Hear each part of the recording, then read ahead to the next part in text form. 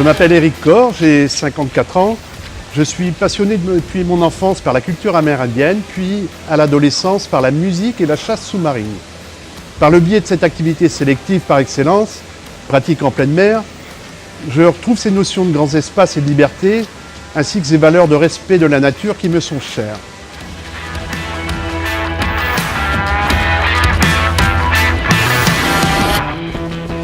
Bonsoir Eric. Bonsoir Mélinda. Donc nous sommes actuellement à la piscine de Guingamp, où vous y travaillez actuellement.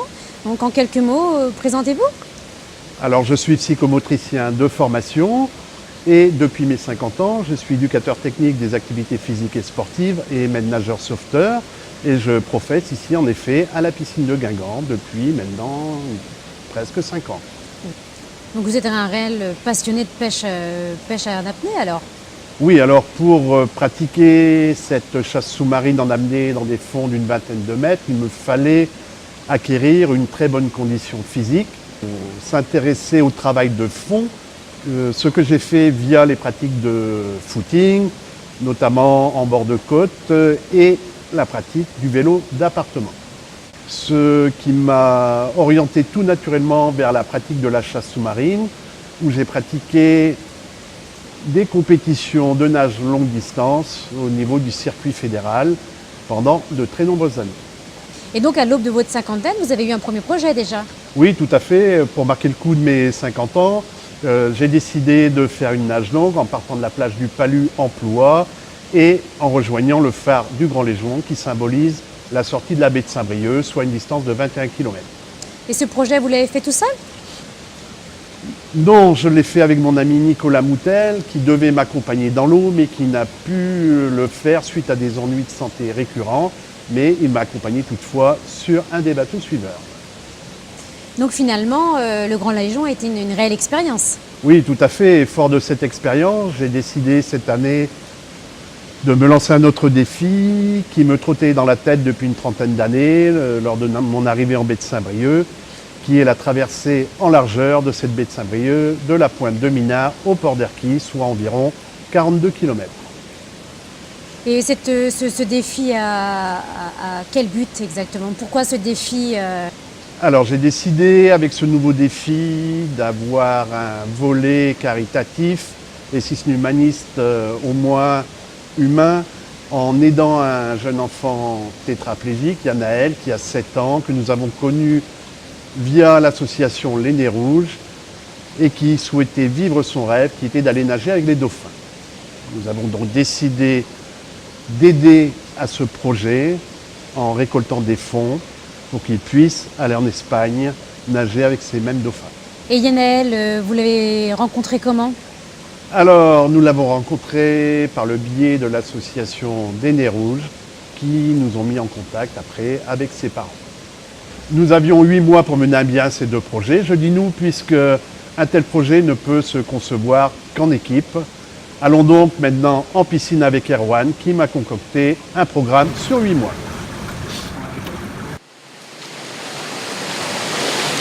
Je m'appelle Erwan Jacob, j'entraîne le club de natation de Guingamp. Et Eric m'a demandé de lui faire une petite programmation pour son défi. Donc je lui ai proposé des cycles de 7 semaines. À la fin de chaque cycle, il y avait un bloc de volume pour arriver à des week-ends à quasiment 15 heures dans le week-end. Voilà. Et pendant les 7 semaines, il y avait de la technique pour avoir un geste économique qui reste efficace, pour qu'il ne perde pas en dynamique, quoi.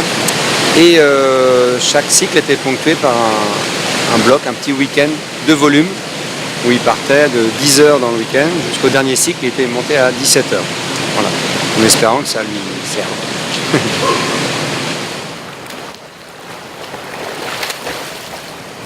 Allez, on part sur 2 fois 25 max, récup 15. Allez hop!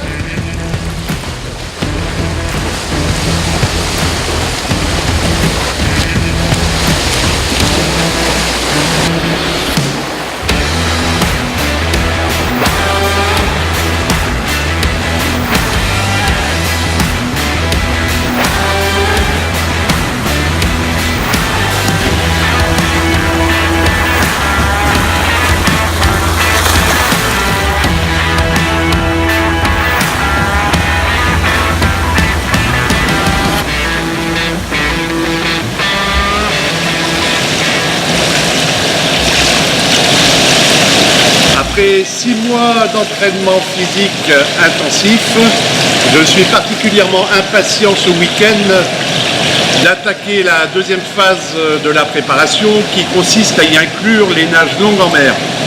Pour ce faire, je serai accompagné de Leïla, nageuse de niveau national au club des nageurs guingampais, et de mon fidèle lieutenant Laurent, qui a participé à quelques entraînements avec moi et m'a accompagné sur des compétitions régionales de nage avec palme en piscine. Laurent, nageur confirmé, monopalmeur de génie, nous accompagnera sur une planche de nage et sera particulièrement chargé de nous faire des vidéos marines. Nous nous retrouvons donc tous les trois ce soir pour finir de tester le matériel que nous allons utiliser lors du défi. J'en profite pour remercier aussi Erwan pour son plan d'entraînement et ses conseils techniques avisés qui m'ont permis de nettement progresser dans la pratique de la nage avec palme. Donc on va se dire à samedi pour notre première grande nage en mer et je remercie mes deux coéquipiers de m'accompagner. Mais tous ces entraînements, c'est pas éprouvant pour l'organisme? Alors si, justement, afin d'être dans les meilleures dispositions possibles pour que mon corps supporte la charge de travail que m'a concocté Erwan, j'ai décidé tout particulièrement de m'intéresser à la récupération musculaire. En effet, tout effort musculaire demande de l'énergie. Qui dit énergie dit production de déchets dans l'organisme qu'il va falloir éliminer. Donc ces déchets sont bien connus de tous les sportifs, n'est-ce pas? Ce sont les toxines, nous en avons 3 grandes sortes, qui sont l'acide lactique qui est lié à la combustion des sucres, l'urée qui est issu de la dégradation des protéines et l'acide nitrique qui est lié à la combustion des acides aminés. Celles-ci s'accumulent dans le muscle, le rendant moins performant et peuvent être à l'origine de lésions. Il faut donc les éliminer au plus vite pour rendre au muscle son efficience maximale. Pour éviter ce type de désagrément, je me suis adressé à Corinne, qui est kinésithérapeute de son état et qui a décidé de se joindre à nous bénévolement. Ainsi donc, elle va s'occuper de gérer tous mes petits bobos au fil de la préparation. Plusieurs types de massages sont donc utilisés, les ondes de choc pour toute pathologie tendineuse, lésions des tissus musculaires, ainsi que les massages manuels qui vont servir à accélérer le drainage sanguin et donc à éliminer le plus rapidement possible les toxines dont nous avons parlé précédemment. Le jour de la course, il y aura un massage préparatoire avant et surtout un massage après pour éliminer toutes les toxines accumulées dans les muscles pendant la course d'Eric. 2 dernières toxines non sans importance qui peuvent parasiter au long cours une telle préparation sont la fatigue psychologique et le stress. Ainsi donc, nous pouvons mettre en place certaines méthodes de relaxation ou avoir des outils adaptés qui permettront de combattre aussi ces 2 toxines. Tellement bien. Appareil d'hydrothérapie à sec permettant de drainer tout l'arrière du corps, de l'amasser, avec une pression actuellement à 4 bars pour entraîner un massage de tout l'arrière du corps, de la nuque jusqu'aux pieds.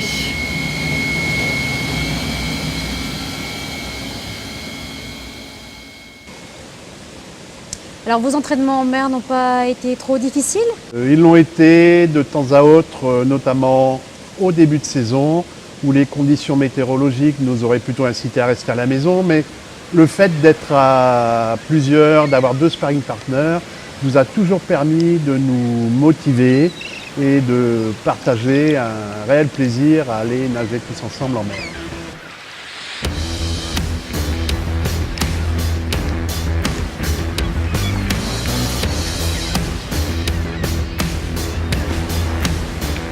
Parfois, nous avons eu des conditions plus clémentes, une mer moins agitée, pour nager de concert comme ici avec Leïla. Et on a vraiment apprécié ces moments.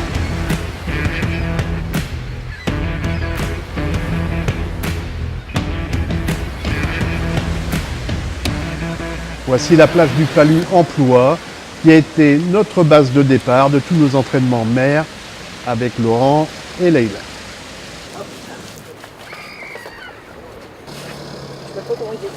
Séquence d'entraînement avec Laurent et Leïla. Donc nous allons partir direction Saint-Quay-Portrieux, pointe de Bec de Vire, direction Saint-Quay-Portrieux, aller-retour, une dizaine de kilomètres, en tractant les planches de nage.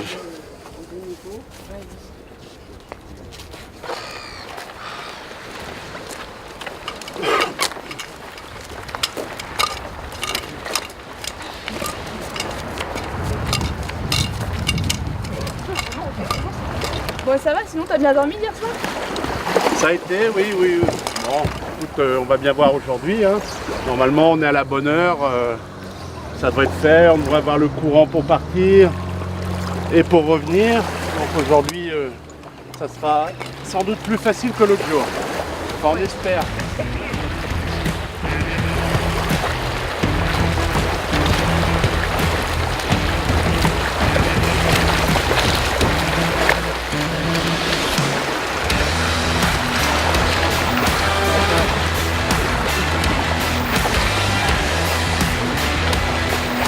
Nous avons vraiment une chance inouïe de pouvoir nager parmi cette nature sauvage et ces paysages magnifiques de la baie de Saint-Brieuc, où contrairement aux idées reçues, des conditions optimales se sont présentées tout au long de notre préparation.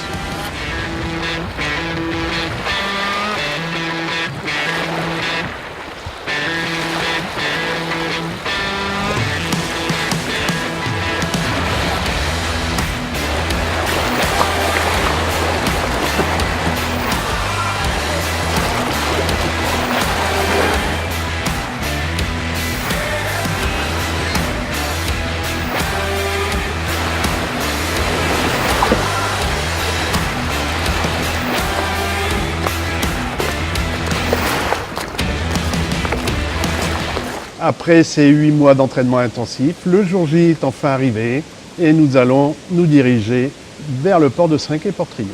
Alors nous sommes le 30 septembre exactement. Comment ça débute?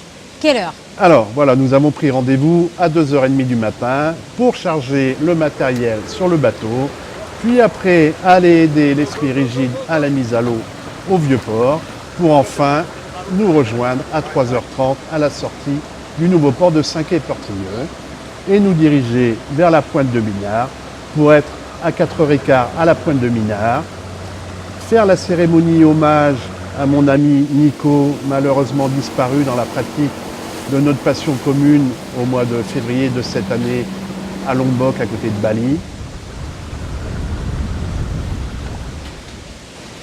Nous voici arrivés à la pointe de Minard où mon pote Nico aimait à venir chasser.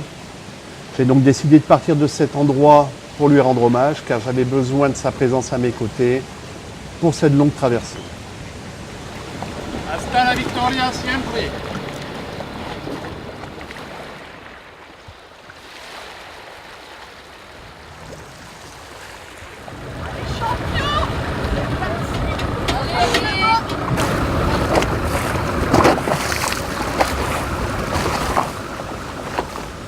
Voilà, tout est prêt.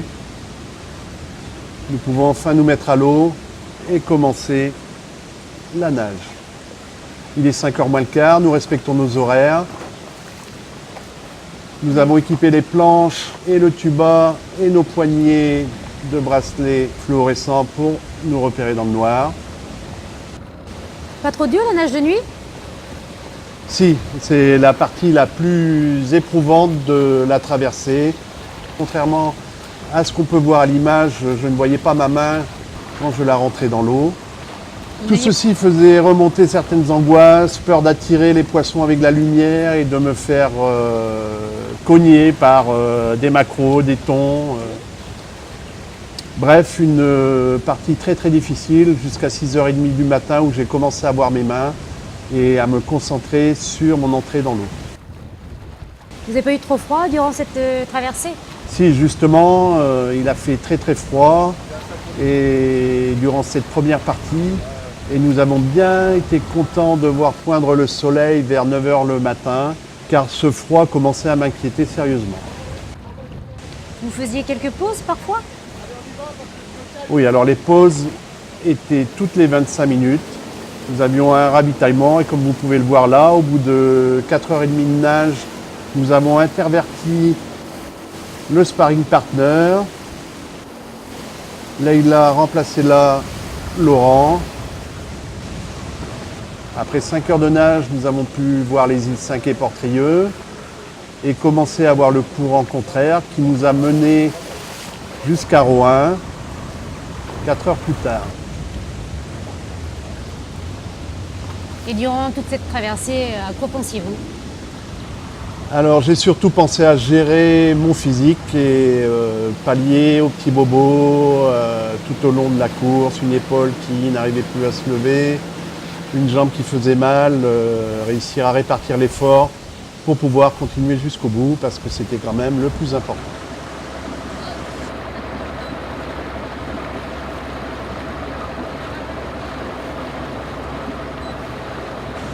Après 11 heures de nage, on était bien content de pouvoir discerner la plage d'Erquy et le port. Vous deviez avoir du monde à vous attendre? Oui, en fin de compte, j'étais très surpris par le comité d'accueil, je ne m'y attendais pas. Il a été relativement bruyant grâce à la présence de beaucoup de jeunes du club des nageurs guingampais qui m'ont fait le plaisir de m'accueillir. Ça a été une grande surprise, très sympathique ma foi. Ils m'ont accompagné vraiment jusqu'au bout, jusqu'à l'arrivée à la cale. Beaucoup d'émotions en arrivant.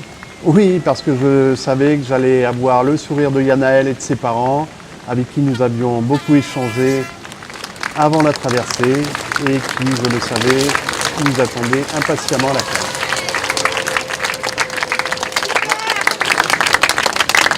Ça, j'ai bien pensé à toi, mais c'était dur. Ah oui, je peux te donner un cadeau. Wow, un petit dauphin! Merci bien, c'est gentil. Bon, vous n'avez pas trop répondu. Non. C'est à cause de Leïla, elle m'a poussé à aller trop vite à un moment. Allez, on fait une petite photo pour la presse. Hein. Ils sont friands de ça, tu as dit, je veux d'elle.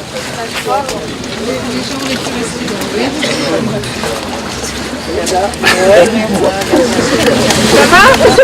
Alors? On dit encore bravo Yannel. Bravo à ton entraînement aussi, hein, parce que papa il m'a dit que tu t'étais entraîné pour aller au Dauphin aussi. Hein. Tu avais nagé 200 mètres, c'est ce que tu arrivé à faire. Hein. Tu vois, quand on veut, on peut. Quelle aventure humaine, Eric. Qu'en retenez-vous?